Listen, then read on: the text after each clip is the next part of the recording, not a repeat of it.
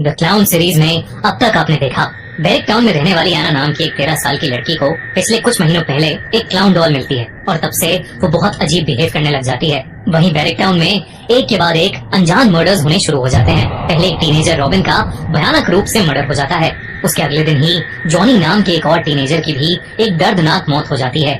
सभी murder victims के चेहरे पर एक क्लाउन का मेकअप मिलता है। इन सब के बीच एना स्कूल से घर वापस नहीं आती। बहुत ढूंढने के बाद एना मुंह पर क्लाउन वाले मेकअप के साथ एक ग्रेवयार्ड में मिलती है। इन्वेस्टिगेशन में पुलिस को जेम्स नाम के एक सीरियल किलर के बारे में पता चलता है जिसने 10 साल पहले ठीक वैसे ही मर्डर्स किए थे जैसे अब हो रहे हैं, पर जेम्स ने 10 साल पहले ही सुसाइड कर लिया होता है। दूसरी ओर एना के पेरेंट्स जब उसे एक चाइल्ड थेरेपिस्ट डॉक्टर रीटा के पास ले जाते हैं तो एना एक साइको किलर की तरह डॉक्टर रीटा का एक कैंची से मर्डर कर देती है। डॉक्टर रीटा के मर्डर को इन्वेस्टिगेट करते हुए ऑफिसर जेराल्ड एना की मॉम के घर जाता है और एना के बारे में पूछताछ करता है। घर की छानबीन करने पर उसे एना के रूम से एक वुडन बॉक्स मिलता है जिसके अंदर का सामान देखकर ऑफिसर जेराल्ड ये दावा करता है कि एना उस साइको किलर जेम्स की बेटी है और उसी ने बैरिक टाउन के सारे मर्डर्स किए हैं। अब आगे है कि अब 10 साल के बाद मर्डर वो नहीं कर रहा है बल्कि आपकी बेटी कर रही है। What nonsense! ये क्या बोल रहे हैं आप? I'm sorry, आपकी बेटी नहीं, जेम्स की बेटी। जेराल्ड की ये बात सुनकर मेगन की रूह कांप गई। असल में एना अडॉप्टेड थी। मेगन और स्टीव को कोई बच्चा नहीं हो रहा था और इसीलिए उन्होंने एक ऑर्फनेज से एना को अडॉप्ट किया था। लेकिन मेगन या स्टीव को ये नहीं पता था कि वो एक सीरियल किलर जेम्स की बेटी थी। मेगन ने जेराल्ड को पूरी बात बताई। जेराल्ड ने तब मेगन को बताया कि एना का असली नाम जेन था और उस वीडियो टेप में जेम्स किसी और के साथ नहीं बल्कि अपनी बेटी जेन के साथ ही खेल रहा था। जेन की असली मदर और अपनी बीवी को भी जेम्स ने ही मार डाला था। जब जेम्स ने मेंटल अजाइलम में सुसाइड की थी तो जेन सिर्फ 3 साल की थी, इसलिए जेन को ऑर्फनेज में डाल दिया गया था जहां से मेगन और स्टीव ने उसे अडॉप्ट कर लिया और उसको एना नाम दे दिया। जेराल्ड ने मेगन को यह भी बताया कि पिछली शाम डॉक्टर रीटा का भी मर्डर हो गया था, जिसे सुनकर मेगन के होश उड़ गए। जेराल्ड ने बताया कि जब उनकी केस फाइल में उसे मेगन का नाम दिखा तो उसे एना की ऑर्फनेज के अडॉप्शन पेपर्स की याद आ गई। लेकिन इन सब का शहर में हो रहे मर्डर से क्या रिलेशन है? मतलब साफ है, एना अपना दिमागी संतुलन खो चुकी है और वो अपने मरे हुए बाप की तरह लोगों को मार रही है। सब के सब टीनेजर्स जिनका मर्डर हुआ है वो उसके स्कूल में ही पढ़ते थे। और फिर डॉक्टर रीटा का मर्डर जो एना से मिलने के बाद किसी से नहीं मिली। सब कुछ एना की तरफ ही सिग्नल करता है। वो एक छोटी सी लड़की है, वो ये सब कैसे? वो तो उसी से पूछना पड़ेगा। ऑफिसर, फीमेल ऑफिसर को भी बैकअप के लिए एना के स्कूल बुला लो। Let's go. जेराल्ड एना के घर से उसके स्कूल के लिए निकल गया। जेराल्ड को लगा कि उसे अब सारे क्लूज मिल चुके हैं, लेकिन एना के घर के गार्डन में पड़ी वो क्लाउन डॉल उसकी आंखों से नजरअंदाज हो गई थी। वहीं एना की मॉम मेगन अपने आंसू लिए दरवाजे पर शॉक्ड खड़ी थी। मेगन ने स्टीव को फोन मिलाया और रोते हुए कहा, स्टीव प्लीज जल्दी आ जाओ। जेराल्ड को अब सब साफ साफ समझ आ रहा था। उसे यकीन हो गया था कि एना ही इन सब मर्डर्स के पीछे है और उसके मन में एक बात अभी भी खटक रही थी कि 13 साल की एना को ऐसा क्या हुआ जो उसने इस तरीके से इतने भयानक मर्डर्स किए और वो वुडन बॉक्स उसके पास कहां से आया। इन्हीं सवालों की तलाश में जेराल्ड अपनी टीम के साथ पहुंच चुका था एना के स्कूल। पर एना अपनी क्लास में नहीं थी। इनफैक्ट वो स्कूल में कहीं भी नहीं मिल रही थी। जेराल्ड की टीम की एक फीमेल पुलिस ऑफिसर जब गर्ल्स वॉशरूम के अंदर गई तो उसे कुछ बेहद अजीब दिखा। वॉशरूम के शीशे पर खून से लिखा था, हेलो सरप्राइज सरप्राइज। उस फीमेल ऑफिसर ने जैसे ही ये पढ़ा उस वॉशरूम में किसी लड़की के अजीब तरीके से हंसने की आवाजें आने लगी।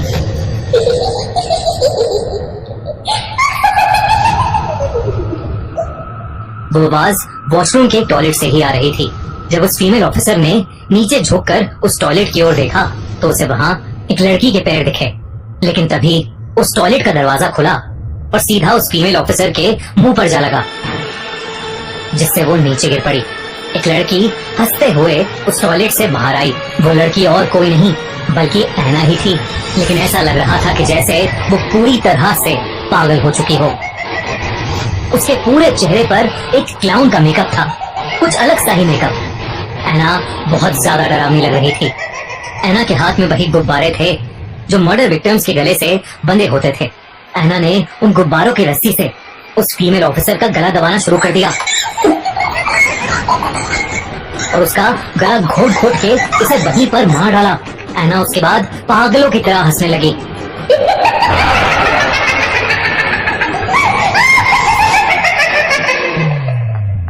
वॉशरूम से आ रहे शोर को सुनकर जेराल्ड की टीम उस वॉशरूम के अंदर गई और उन्होंने एना को अरेस्ट कर लिया।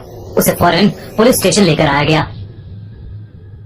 उसे इंटेरोगेशन रूम में बिठाकर बांध दिया गया, लेकिन वो फिर भी पागलों की तरह हंसती जा रही थी।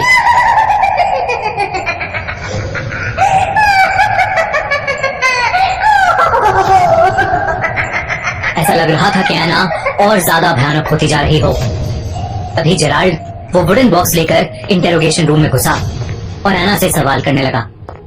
एना, कैसे मारा रॉबिन, जॉनी और रीटा को? बोलो बोलो। एना कुछ नहीं बोली, बस हंसती रही। अपने बाप जेम्स की तरह तुम भी पागल हो चुकी हो। ये सुनकर एना के चेहरे से हंसी गायब हो गई और अब वो जेराल्ड को देखकर अजीब अजीब सी आवाजें निकालने लगी। जेराल्ड ने वो वुडन बॉक्स एना के सामने रख दिया और उससे पूछा, ये वुडन बॉक्स कहाँ से मिला तुम्हें? हैं? बताओ मुझे, बोलो एना, बोलो। एना फिर कुछ नहीं बोली, बस वो अपनी पैनी नजरों से जेराल्ड को घूरती रही। जेराल्ड एक पल के लिए 13 साल की एना से घबरा सा गया था, लेकिन तभी जेराल्ड का फोन बज उठा। सर, एना के पेरेंट्स मेगन और स्टीव का मर्डर हो गया है और उनके चेहरे पर भी वैसा ही क्लाउन मेकअप है। जेराल्ड ये खबर सुनकर पूरी तरह हिल चुका था। एना जेराल्ड का पीला पड़ा चेहरा देख फिर से जोरों से हंसने लगी।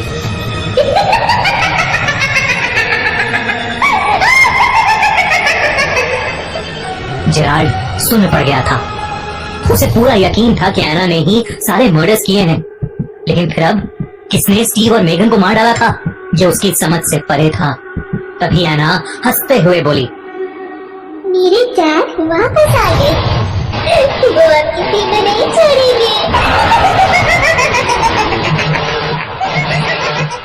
एना ये कहते ही पागलों की तरह हंसने लगी। ऐसा लग रहा था कि जैसे उसकी हंसी की आवाज पूरे पुलिस स्टेशन में गूंज रही हो। अचानक से इंटेरोगेशन रूम में रखे उस वुडन बॉक्स ने आग पकड़ ली और वो जलने लगा। पुलिस स्टेशन की सारी लाइट्स तेजी से जलबुझ होने लगी। उस आग में जलते वुडन बॉक्स की रोशनी में एना को फिर वही भयानक क्लाउन दिखा। उस क्लाउन ने मुस्कुराते हुए एना की तरफ वेव किया। इस बार एना को उस क्लाउन में जेम्स की झलक दिख रही थी और एना ने भी मुस्कुराते हुए जेम्स को यानी उस क्लाउन को वापस वेव किया। तो दोनों एक दूसरे को देखकर जोरों से हंसने लगे।